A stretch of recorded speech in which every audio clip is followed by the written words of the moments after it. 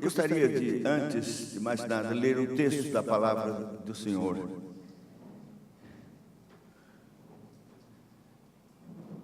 Eu me lembro quando nós, uma das primeiras vezes, estivemos falando sobre os puritanos num congresso da Igreja Presbiteriana do Brasil.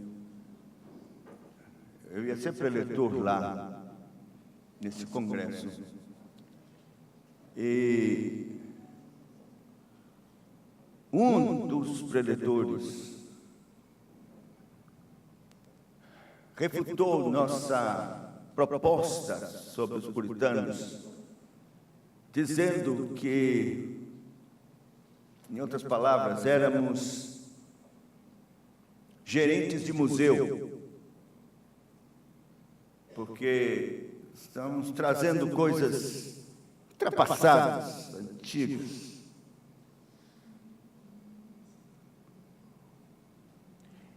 E esse trecho que eu vou ler das Escrituras é uma proposta clara para voltarmos, retrocedermos para as coisas antigas. Em Jeremias, no capítulo de número 6, a partir do verso de número 9,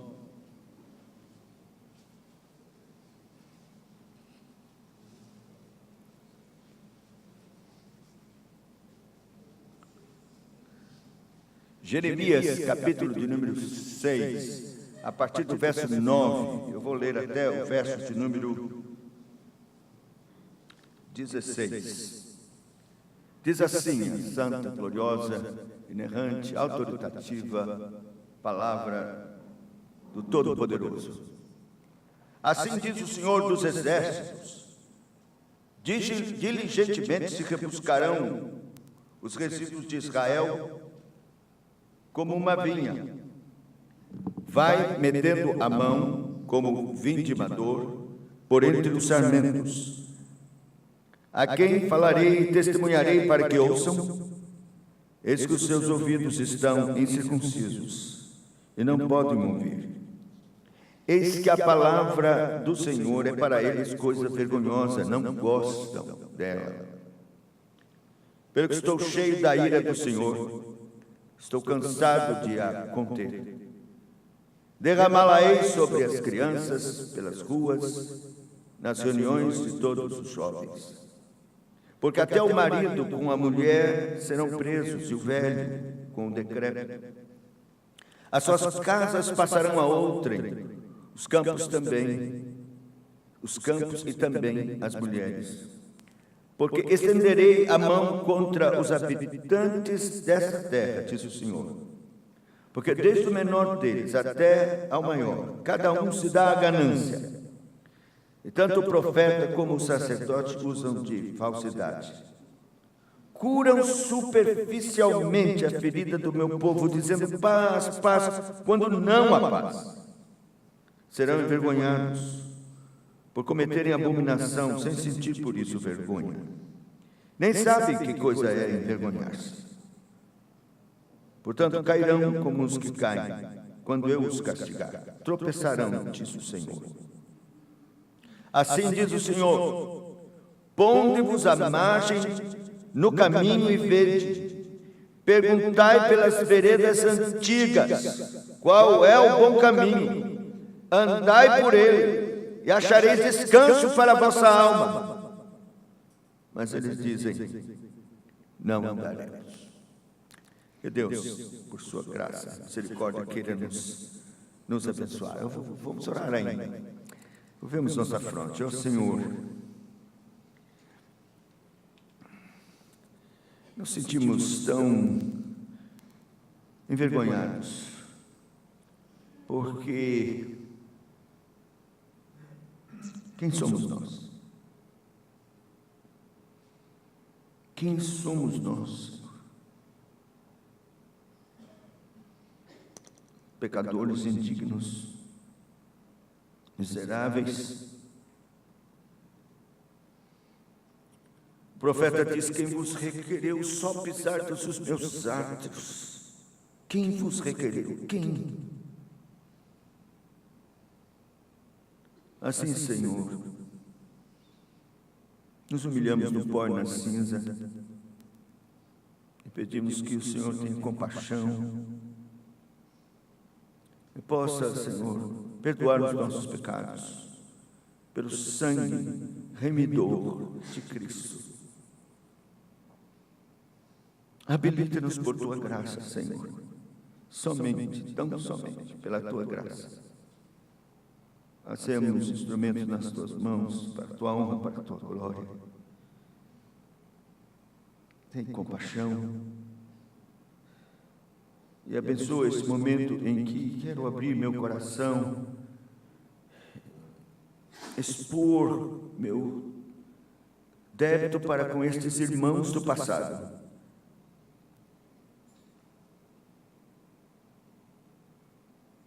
Que estabeleceram veredas antigas.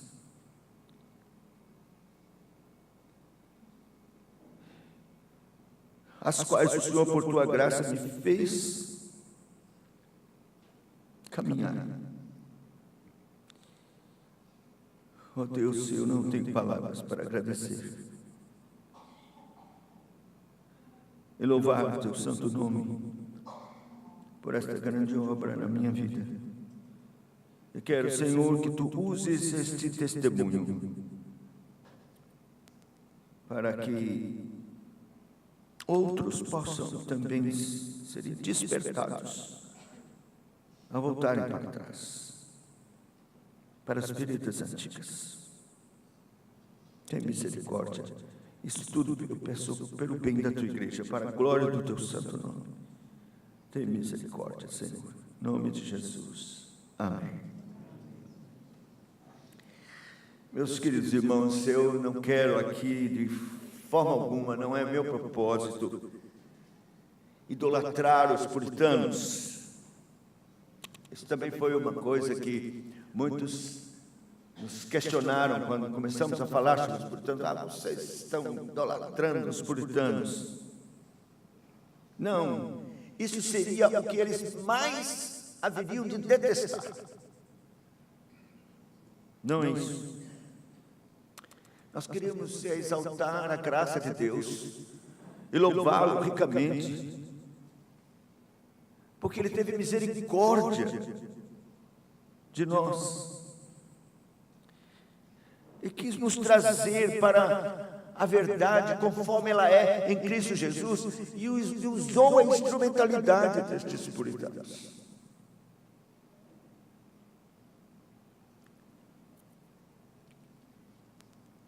Meus irmãos, eu sou de berço presbiteriano, nasci, me criei, terceira e quarta geração de presbiterianos. Eu nasci realmente na igreja, mais que qualquer um aqui, porque meu pai era zelador da igreja.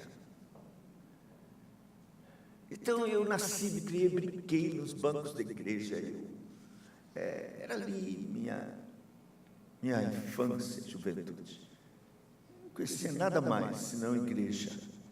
E eu dou graças a Deus por isso. Foi muito bom, foi precioso. E eu tive logo minha experiência com o Senhor, de uma forma assim inusitada. Bem jovem ainda, não sabia nada pessoalmente a respeito do Senhor Jesus. E foi eu, menino, estava jogando bola, havia um campinho, porque o templo não havia sido ainda totalmente construído, então tinha um campinho e eu estava jogando bola com os meninos. Era sábado e meu pai então me chamou e disse para que eu fosse espanar os bancos. E era isso que tinha que fazer, haveria reunião logo depois e eu tinha que espanar os bancos. Eu fui muito aborrecido, deixei a bola, o jogo, e entrei com um espanador desse tamanho na mão, espanando os bancos e ouvindo gol e tal, espanando aqueles bancos. Mas eu não sei explicar realmente o que aconteceu. Quando eu espanava os bancos muito aborrecido, eu comecei a sentir alguma coisa estranha, tão doce, tão gloriosa, tão maravilhosa. Um prazer de estar ali, tão grande como em nenhum outro lugar no mundo. Eu não vi nada.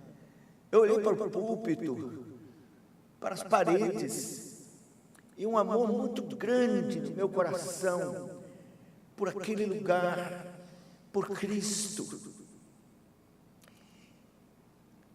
Eu comecei a chorar. Não era porque tinha deixado o jogo, era por estar ali e eu não queria mais sair dali. Quando eu espanei os bancos em lágrimas, tendo aquela experiência tão estranha, eu saí correndo, eu fui até onde estava minha mãe, na cozinha, e disse: mãe, eu quero ser pastor. Eu disse: o quê, meu filho? Eu quero ser pastor. Naquele momento eu pensei, como eu poderia estar nesse lugar e nunca mais sair desse lugar, só sendo pastor. Aí não tem jeito, tem que estar na igreja. Então foi maravilhoso. E dali para frente eu lutei para poder estudar e me preparar para o ministério. Mas havia uma paixão muito grande no meu coração pela evangelização. E nós começamos, mesmo lá no seminário menor, onde eu estudei, antes do seminário maior, da Faculdade de Teologia, nós estudamos num colégio, e então nós formamos um grupo de evangelização lá nesse colégio. E era para sairmos nas praças, onde pudéssemos pregar o Evangelho. E foi assim que eu comecei. E foi muito bom. Tivemos experiências maravilhosas. Eu hoje entendo que Deus nos usou, apesar do nosso pouco entendimento ou compreensão a respeito das verdades, conforme elas são em Cristo. Eu conhecia muito pouco, mas Deus foi abençoando a si mesmo. Ele tinha um propósito. Fui para o seminário, interessante, eu fiz o seminário presbiteriano, estudei teologia, estudei tudo, estudei predestinação, aquela coisa toda, mas sabe, quando fica na mente, nunca desce para o coração. Eu achava, bem, isso são coisas que a pessoa pode crer, mas não dá para colocar na prática. Como é que eu vou pregar evangelho com isso aí? Então, eu tinha uma referência muito ruim a respeito de calvinismo. Apesar de ter um respeito para com a doutrina, a referência que eu tinha de calvinistas era muito ruim na minha igreja. Professores que falavam ser calvinistas tinham um péssimo testemunho. Eu percebia que eles não tinham piedade. Eles eram muito bons para dar aqueles estudos, mas nunca apareciam na reunião de oração. Então, eu me lembro de um pastor que a senhora velhinha disse, calvinista, afirmou: o senhor pode orar pelo meu ouvido? Eu estou com a dor assim no ouvido. A senhora já foi ao otorrino? Não. Então toma o dinheiro aqui, a senhora vai para o otorrino. Nem oração fez nada. Eu percebendo aquelas coisas, então eu não tinha uma boa impressão do calvinismo. Eu achava assim, muito sem piedade. E eu comecei a pregar, e era um pregador presbiteriano, mas que pregava de forma arminiana. E o fato é que eu fui crescendo nisso. Nós tínhamos trabalho com a mocidade, com jovens, acampamentos, e tudo dentro desse tipo de evangelização arminiana, centrada no homem. Eu não conhecia nada a respeito disso. Para mim era bíblico. Por exemplo, fazer apelo, eu aceitava numa boa aquelas justificativas de que todo aquele que me confessar diante dos homens, eu confessarei diante do meu Pai que está nos céus.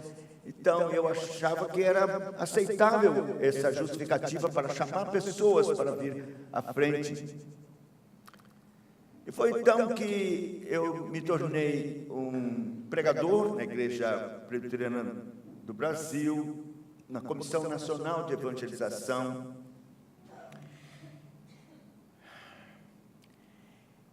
E aí, com um programa de televisão chamado Grande Momento, começaram as cruzadas. E eu, então, comecei a pregar nessas cruzadas e a fazer apelo. E multidões vinham à frente.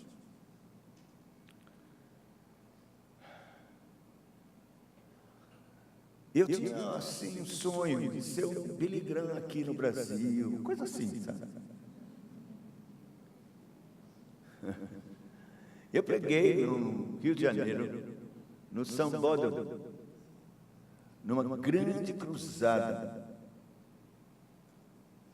Foram computadas 50 mil pessoas. Pelo menos 2.500 vieram à frente.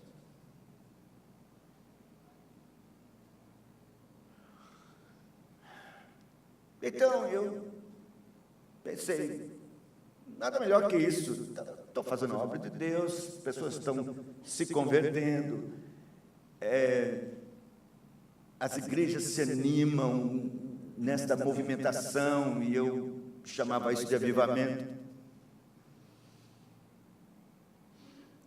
Então, tecnicamente, e conforme a compreensão geral, era uma bênção, um trabalho realmente promissor, muito abençoado. Eu consegui um cantor de estirpe. O cantor era cirurgião e cantava nas cruzadas.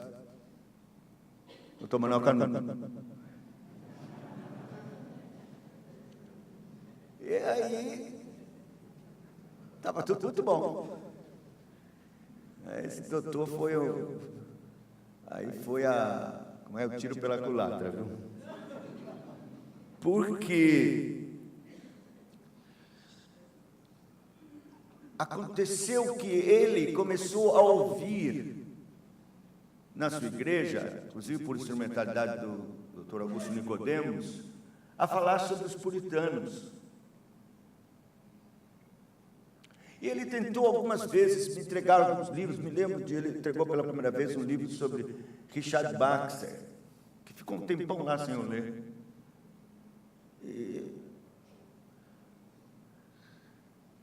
E ele falava comigo, olha, rapaz, você precisa conhecer isso. Uma vez ele chegou para o Dr. Augusto Nicodemo, estava falando, inclusive, de Lloyd Jones, que tinha umas conferências sobre os puritanos, e que registrou num livro e tal. E ele ficou tão entusiasmado que disse para o pastor Nicodemos, a gente não pode chamar esse Lloyd Jones para vir para a nossa igreja? Aí Augusto disse, só se ele fizer uma sessão espírita, assim, porque ele já morreu faz tempo. Mas ele estava empolgado demais. E então, num dos livros que eu li, a princípio, foi esse Dr. Martin Lloyd Jones, Os Puritanos, Origens e Sucessores.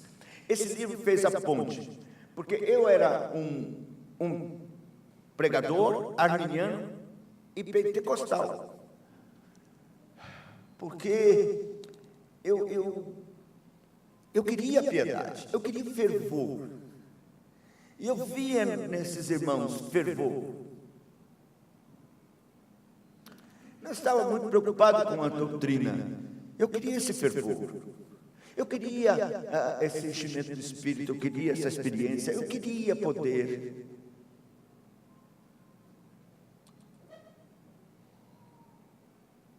E quando esse livro veio na minha mão,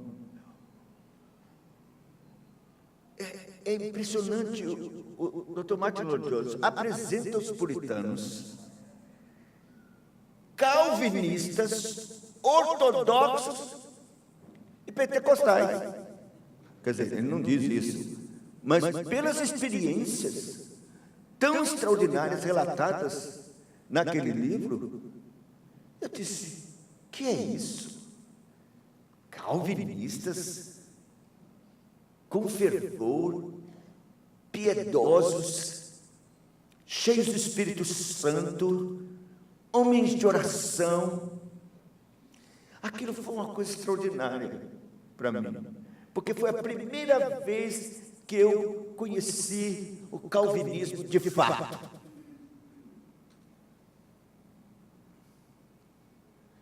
Me apaixonei. Disse: gente, é isso que eu preciso. Porque eu tinha essa apreciação pelos pentecostais, mas sempre tinha um pé atrás com relação à doutrina, por algumas coisas. Nunca os deixei de amar, são realmente piedosos, eu os respeito, os admiro. Mas então eu vi que havia e era possível ter pessoas profundamente compromissadas com a doutrina, com a palavra de Deus, com a ortodoxia, amor às Escrituras, fidelidade às Escrituras e piedade, vida de oração, santidade, pureza, um zelo estranho por santidade. E então eu fiquei assim, maravilhado, disse: eu preciso conhecer isso.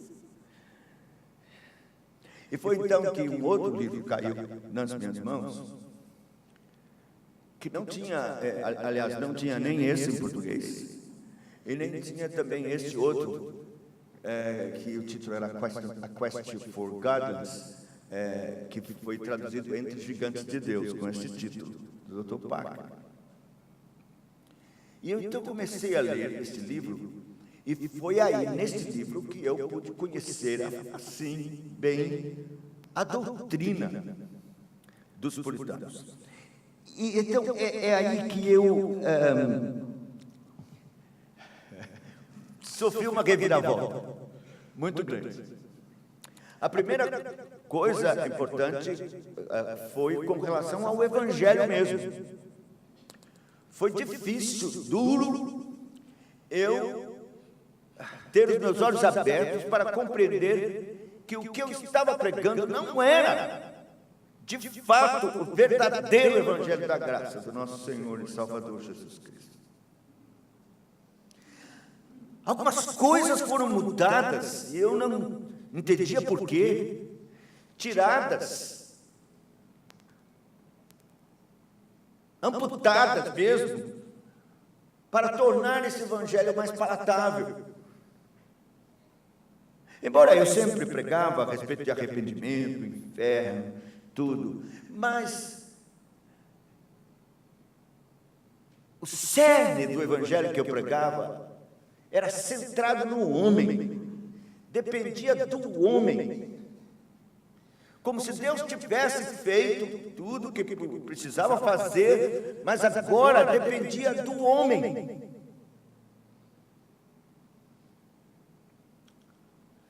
E eu pude perceber que esse eixo não era bíblico. Agora, compreendendo pelos puritanos, eu pude ver que o eixo do Evangelho, conforme é a verdade em Cristo, não é centrado no homem, mas centrado em Deus. E que esse Evangelho que eu pregava centrado no homem, detratava a glória de Deus, a glória da cruz. Porque o homem é que recebia a glória de escolher ou não, de dar valor ou não.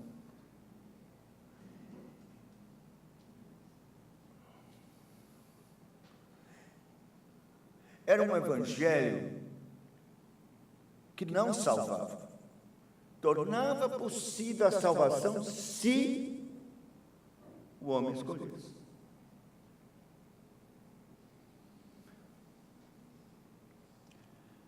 Então, o Deus que eu apresentava, que amou o mundo de tal maneira, não era um Deus cheio de glória. Era um Deus que dependia do homem.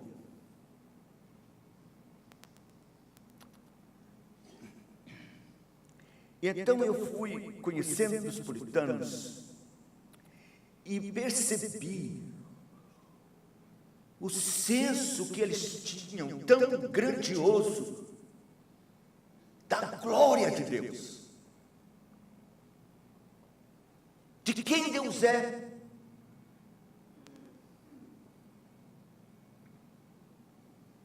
Nós não conhecemos isso, nós não compreendemos nada. A noção ou aquilo que nós pensamos a respeito de Deus é tão fraco. Mas isso é porque nós somos conduzidos assim por um tipo de evangelho que nos leva a pensar assim.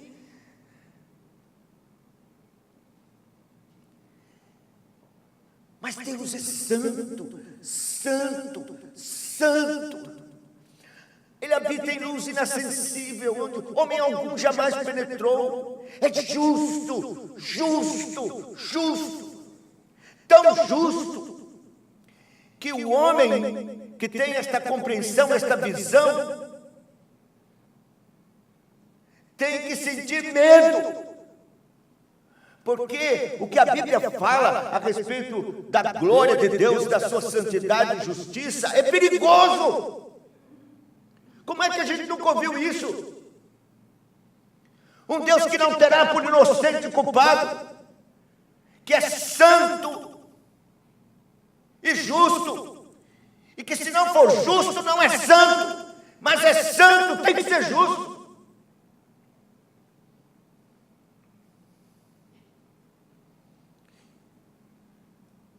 E que se ira, meus irmãos, pense num pregador do Evangelho, já pregando pelo menos uns 20 anos, em cruzadas, em praças, televisão, que nunca mencionou ou teve qualquer noção da ira de Deus.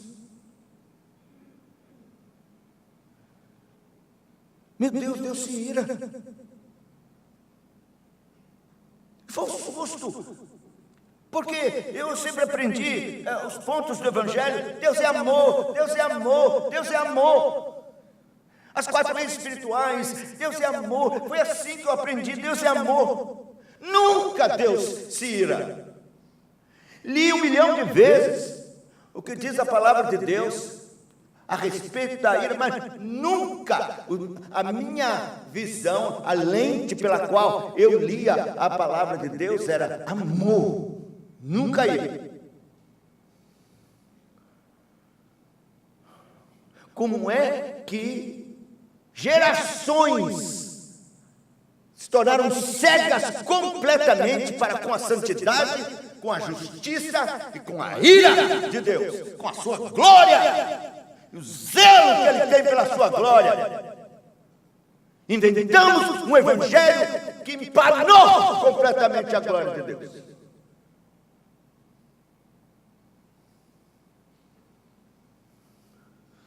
Eu, quando vi os puritanos citando o Salmo de número 7, e essa dívida eu devo especialmente a Jonathan Edwards, quando pregou aquele grande sermão, Pecadores nas mãos de um Deus irado,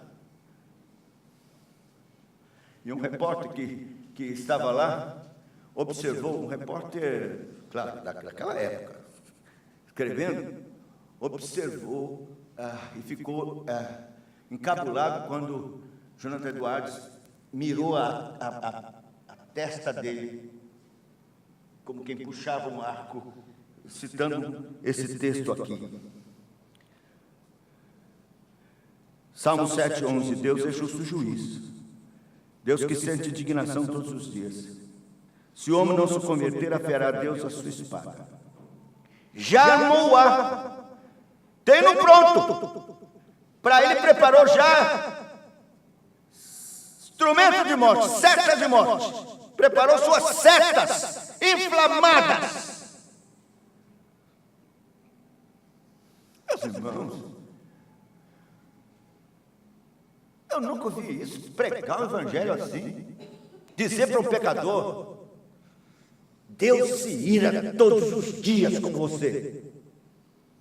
Deus se ira todos os dias, está escrito aqui, é justo juiz, sente indignação todos os dias. E se o homem não se converter, afiará Deus a espada e já está com o arco pronto com as suas setas inflamadas. Isso exalta a glória de Deus, sua santidade, glória, pureza, santidade e juízo. Deus se ira, porque Ele não pode contemporizar com o pecado. O pecado, na verdade, suscita a sua ira, por causa da sua justiça. Quem tem Jesus, quem tem o Filho, diz o texto, tem a vida, quem não tem, não tem, e a ira de Deus sobre ele permanece, não é? É mais ou menos assim o texto, eu estou citando aqui meio.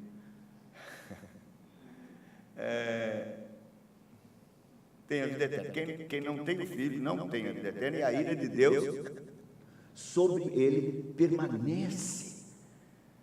Quer dizer, meu Deus, eu o tempo todo dizendo para as pessoas, Jesus te ama, dando folheto, Jesus te ama, quando a Bíblia diz, não, eu tive que fazer assim, Jesus está irado com você, toma aqui, Jesus está irado.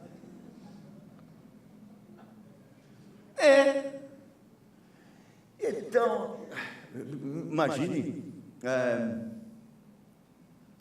minha cabeça de um pregador,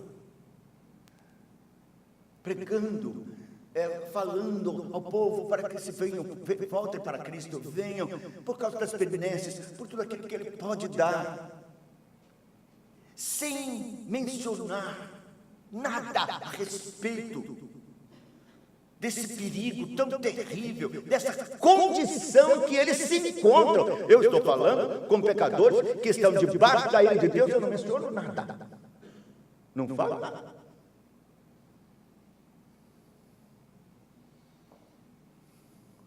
E meus irmãos queridos, sabe uma coisa que me chocou, lendo os puritanos? Foi perceber que o propósito do Evangelho, primeiro, não é salvar pecadores. Você sabia disso? Não. O propósito primeiro do Evangelho é a glória de Deus. E nós simplesmente deixamos isso para lá sacrificamos isto, a glória de Deus, porque temos que salvar pecadores. Que é isso? Deus salva pecadores por sua glória, por causa da sua glória. Nós não podemos detratar, negociar a glória de Deus, de um Deus santo, de um Deus justo, de um Deus que se ira, que não terá por inocente culpado.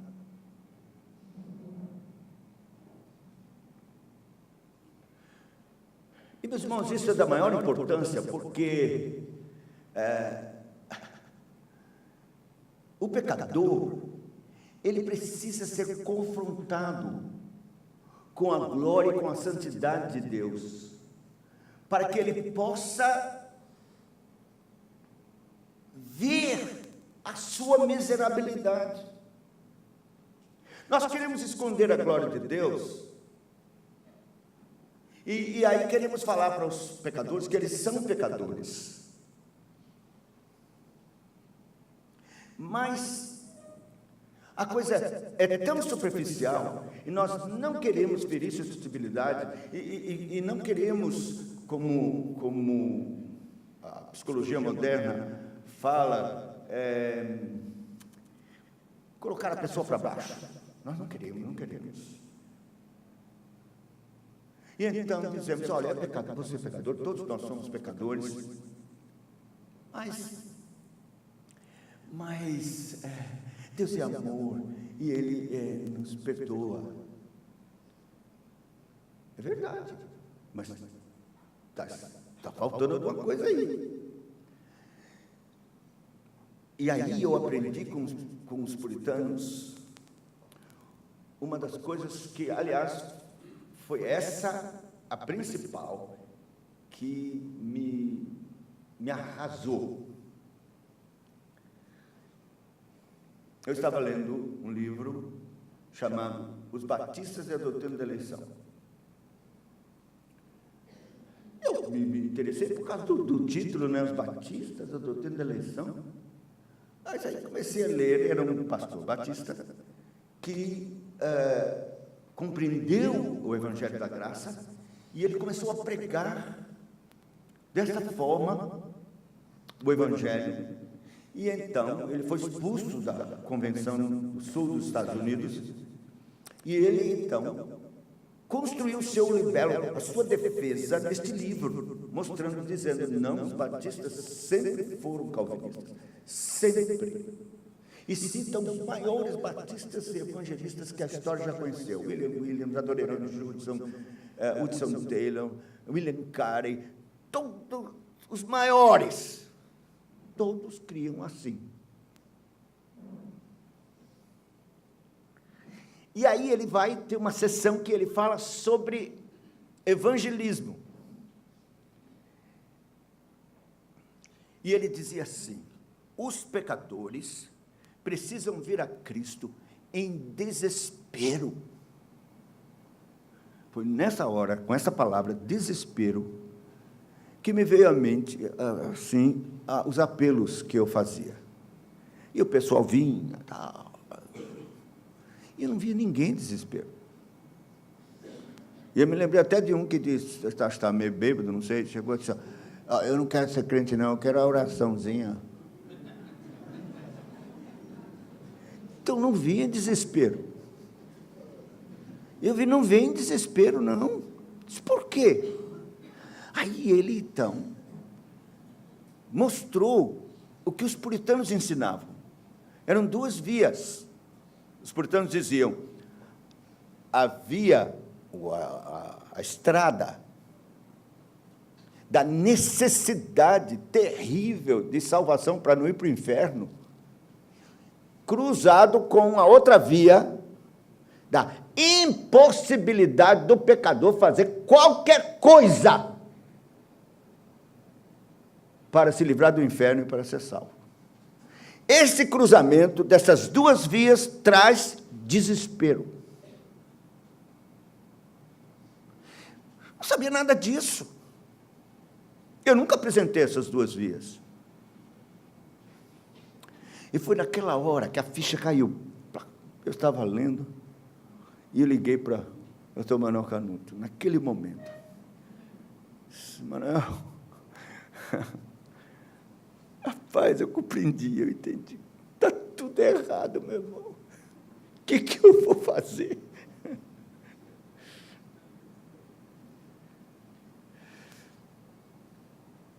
Porque eu compreendi que eu tinha que reformular completamente minha pregação e meu ministério. Meus irmãos, é a apresentação de um Deus soberano, justo, glorioso, santo, que não tem por inocente o pecado, o pecador, que detesta o pecado, odeia o pecado e o pecador que pratica o pecado. Sim, é outra coisa que os puritanos me ensinaram.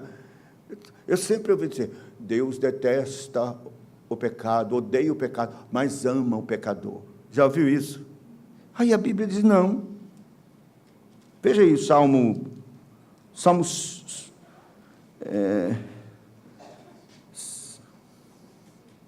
deixa eu ver aqui. Salmo 3, deixa eu ver qual é. 5, 4. Era um pouquinho, que eu já vou dizer já.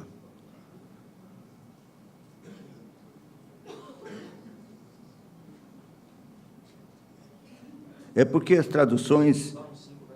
Verso 5. As traduções usam de eufemismo. Quer dizer, eles melhoram uma coisa. Mas veja os versos 5, do Salmo 5, verso 5. Os arrogantes não permanecerão à tua vista. Aí botou, aborreces a todos os que praticam a iniquidade. É odeio. Não é, professor, que de hebraico? Professor Paulo. Não aborrece, não. É odeio. Eu vou ler de novo, e vou ler como devia ser traduzido. Os arrogantes não permanecerão à tua vista. Odeias a todos os que praticam a iniquidade. E tem outros textos. Isso é uma coisa assim para mim.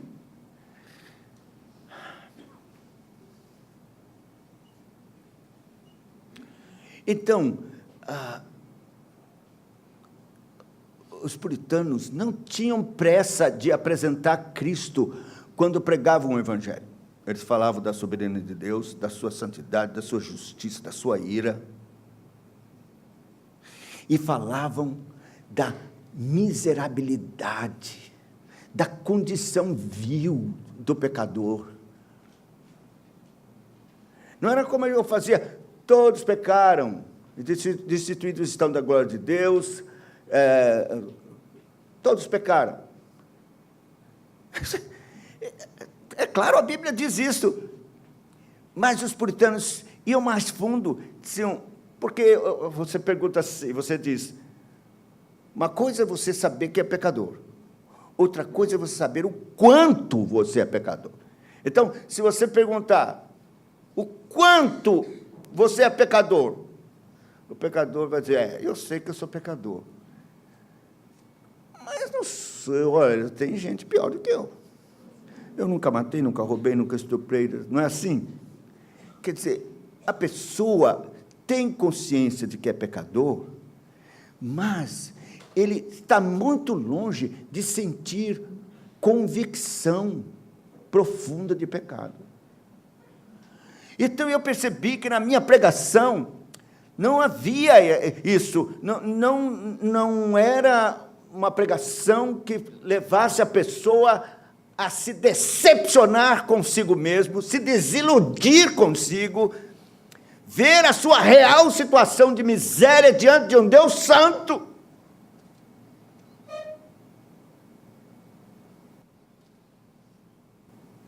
Como é que nós não pregamos, por exemplo, o pecado original? Que todos caímos em Adão. Sabe por quê? É porque a gente pensa, o cara vai dizer assim, Adão pecou e eu pago o pato. Quer dizer, não é isso que a Bíblia diz.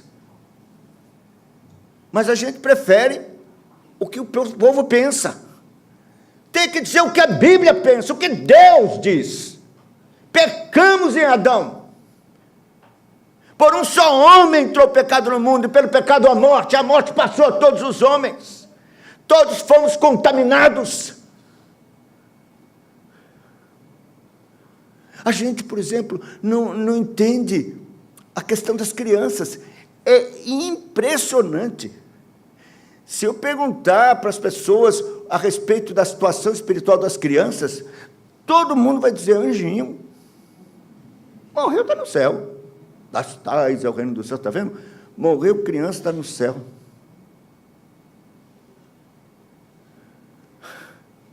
Mas a palavra de Deus diz que o pecado começa na concepção.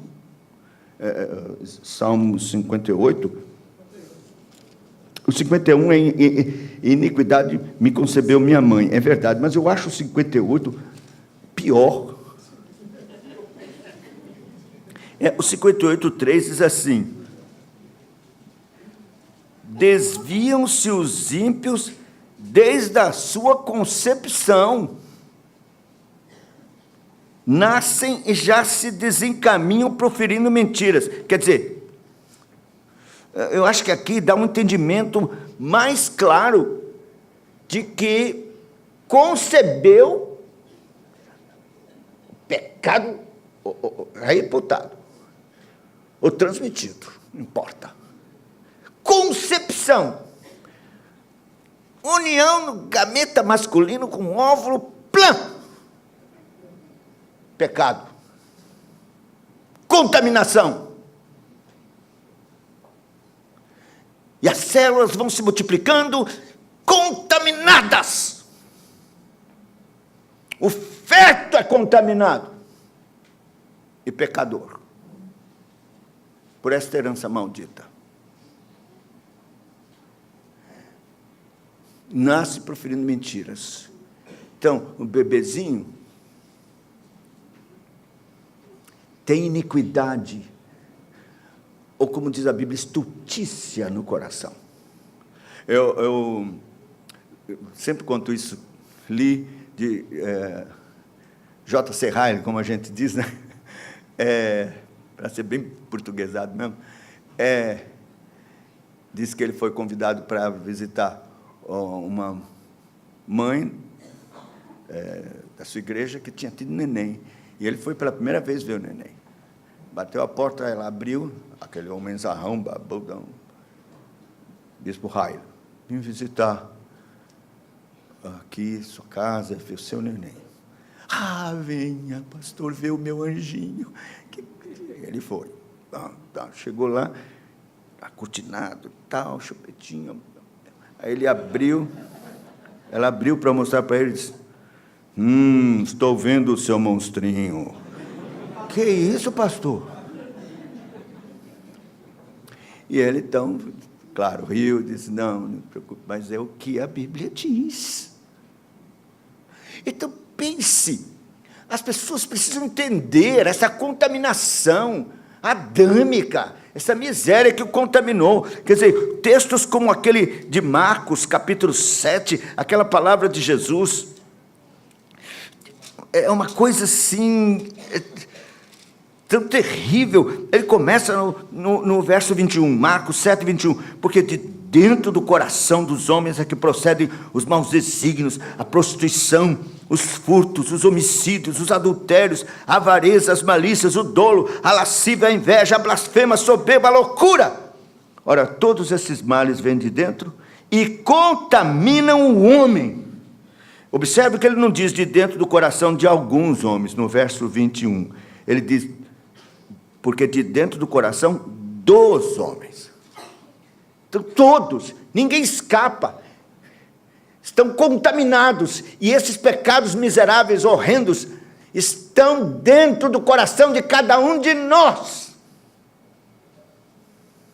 Então, os puritanos vão mostrando essa miserabilidade, essa condição tão horrível, e a pessoa vai se arrasando, e se arrasando cada vez mais. Daqui a pouco eu leio dos que os puritanos ensinavam de um tal de agonizar em arrependimento. Disse, o que é isso? Porque eu sei que as pessoas precisam se arrepender.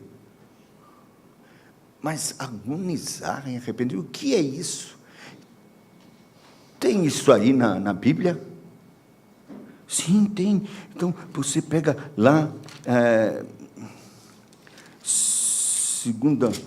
Coríntios, capítulo 7, versículo 9, diz, agora me alegro, não porque fostes contristados, mas porque fostes contristados para arrependimento, pois fostes contristados segundo Deus, para que de nossa parte nenhum dano sofresses, porque a tristeza, segundo Deus, produz arrependimento, mas a salvação, que a ninguém traz pesar, mas a tristeza do mundo produz morte.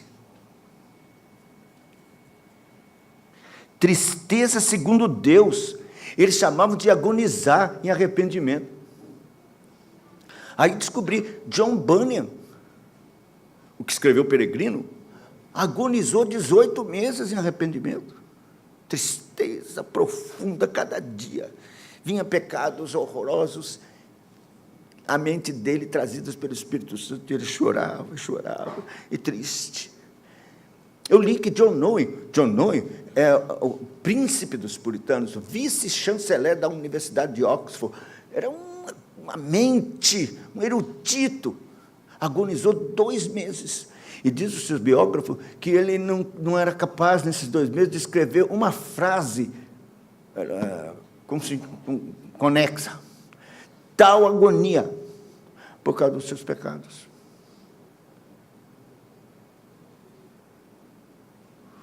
Quer dizer, a gente não conhece isso, nossa geração não sabe o que é isso.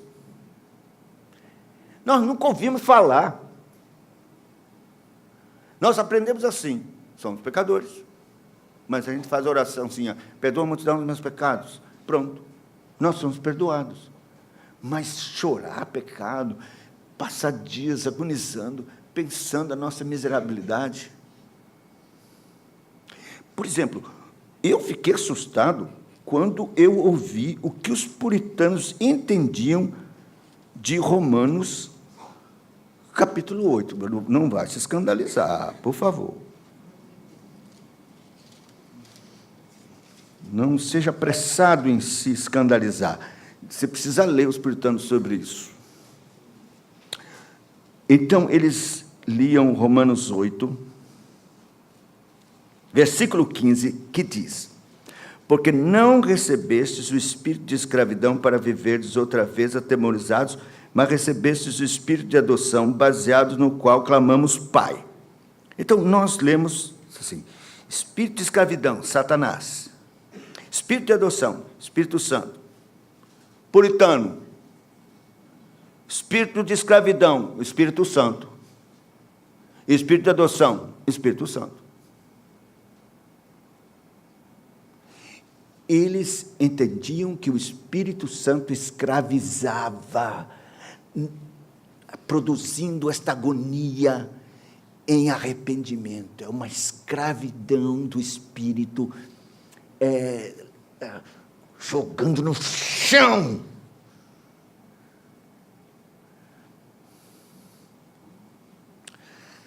Em que a pessoa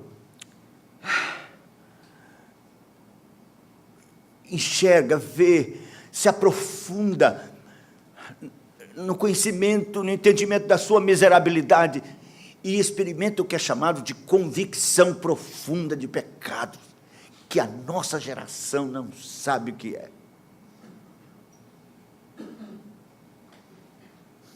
E Deus opera isso mesmo. Eu lembro que eu li um livro, não era nada puritano, mas de uma missionária que estava evangelizando uma moça que tinha vivido uma vida devassa. E ela estava mostrando nas escrituras e tal. De repente, aquela moça caiu num pranto. E ela ficou incomodada, disse, mas não fique assim não, olha, Deus é amor, Jesus morreu para você, perdoou seus pecados, e ela, de repente, parou, e viu, sentiu como se Deus estivesse numa forte impressão, dizendo: não faça isso, sou eu que estou moendo essa moça aí, pare. Nós não queremos deixar, nós não damos oportunidade para o espírito de escravidão operar o verdadeiro arrependimento e a angústia de alma, o desespero necessário para o pecador, diante de um Deus justo, santo, que salva quem quer. Portanto, a salvação não está nas mãos dos homens. Jonas 2,9 diz: a salvação pertence ao Senhor. É Ele quem salva. Você é pecador, merece 10 infernos, não pode fazer nada, desespere aí. Põe a boca no pó, talvez haja esperança. Os puritanos não omitiam isso. E os pecadores sentiam desespero. Bom, necessário. Convicção profunda. E clamavam a Deus. Era a única coisa que podiam fazer. Tem misericórdia de mim. Como o publicano que batia no peito, ser propício a mim, pecador.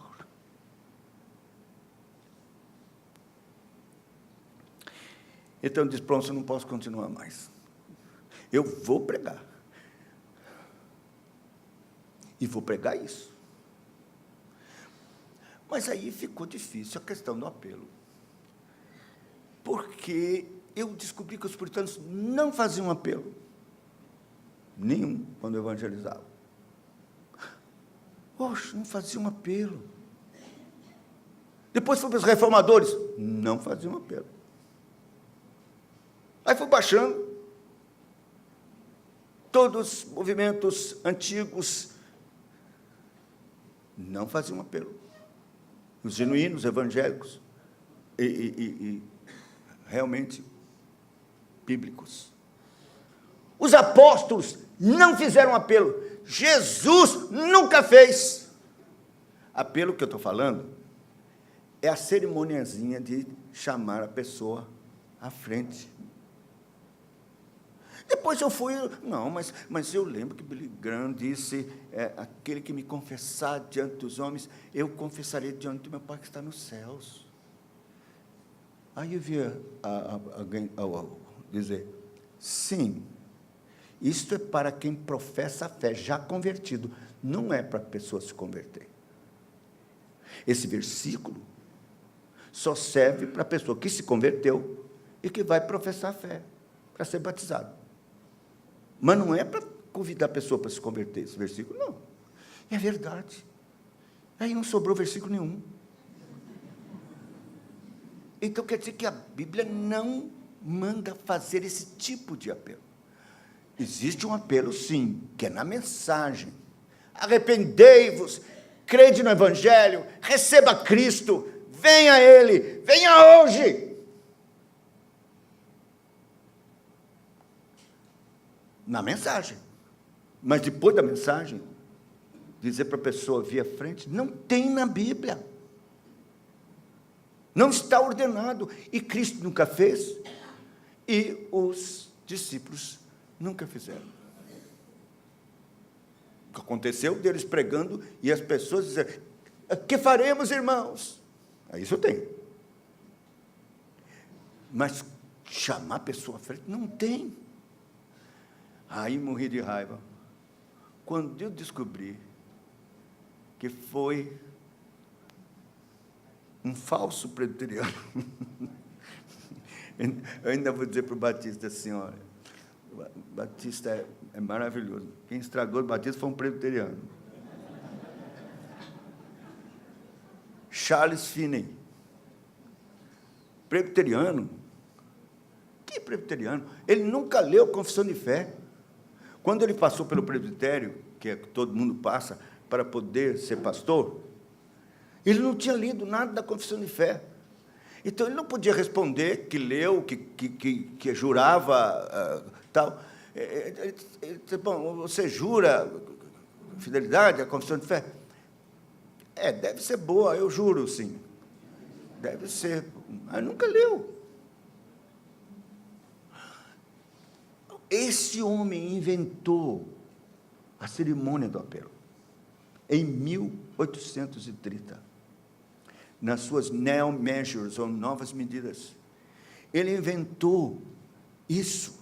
Ele pregava sensitivamente, centrado no homem.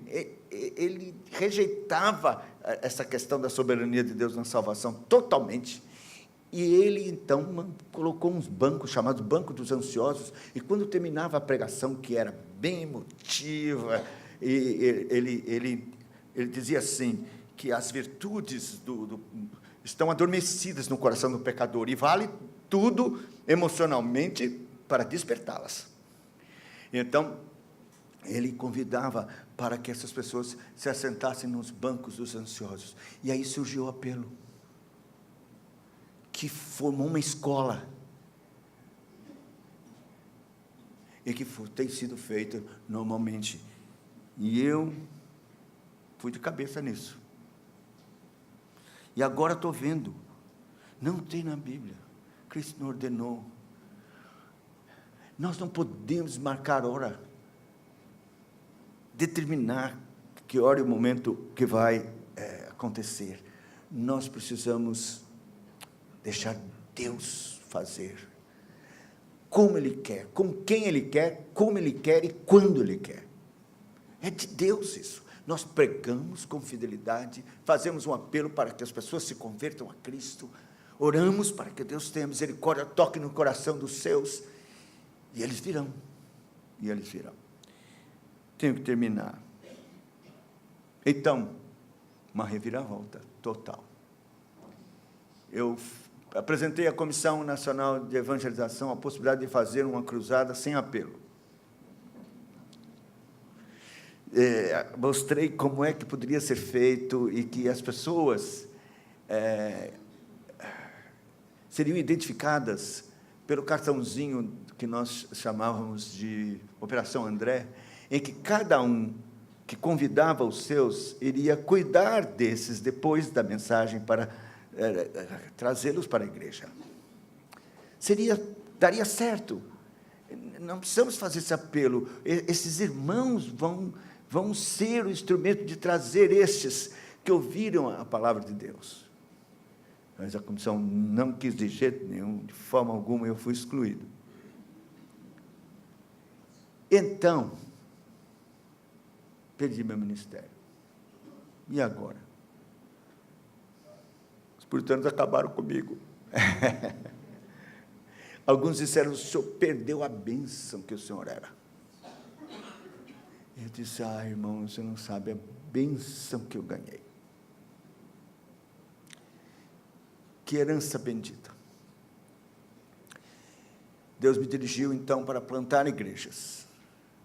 Eu posso lhe garantir que os milhares que vieram à frente não são mais, hoje, na igreja, do que as igrejas que eu plantei.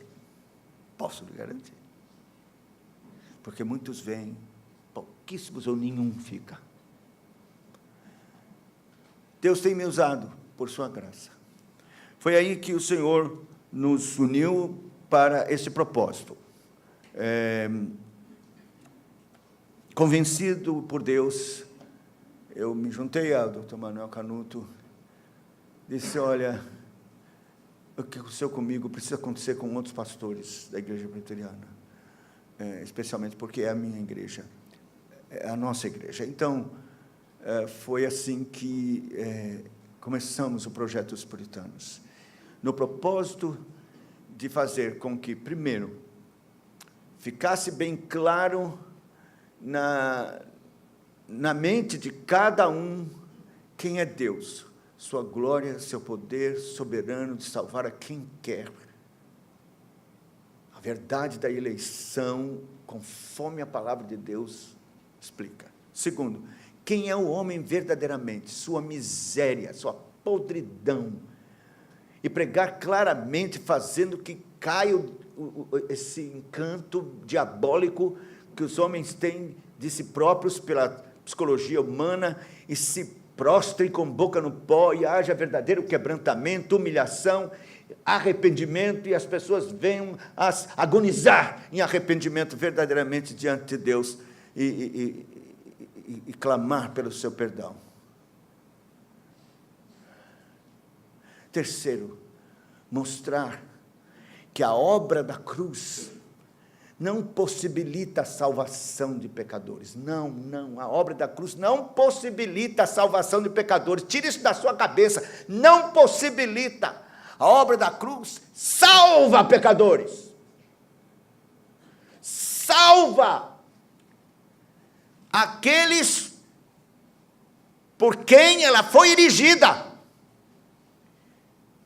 Cristo não morreu por todos indistintamente, Cristo morreu por sua igreja, por suas ovelhas, pelos eleitos do Pai. Ele substituiu cada um deles. Então, nenhuma gota do sangue de Cristo foi derramada em vão. Ele, diz Isaías 53:11, verá o resultado do trabalho penoso da sua alma e ficará satisfeito. Aí diz John Owen, puritano, imagine Deus satisfeito com o trabalho penoso da sua alma por uma minoria que foi salva, que a grande maioria não foi. Que é isso? Ele está satisfeito porque todos por quem ele morreu serão salvos. A cruz salva. Nenhuma gota de sangue foi derramada em vão. Ele está satisfeito. Todos por quem ele morreu, todos estão já justificados e glorificados, como diz Romanos 8:30. Então, meus irmãos, nós temos feito esse trabalho. Eu teria muito que falar, mas o tempo não dá. Eu precisava falar a respeito do que os puritanos me ensinaram a respeito da confissão de fé. Eu não tinha apreço nenhum pela confissão de fé. Eles me ensinaram a amar a confissão de fé. Eu não sei se você já teve essa experiência de ler um enunciado da confissão de fé e se emocionar, porque é uma coisa tão linda, tão linda, tão linda, tão precisa, tão santa, tão gloriosa, tão verdadeiro, e a maneira tão bela como aquilo é apresentado. Como eu pude deixar isso para lá tanto tempo? Eles me ensinaram a amar a doutrina, a confissão de fé. E por último, eles me ensinaram o que é um culto puro, que verdadeiramente agrada a Deus.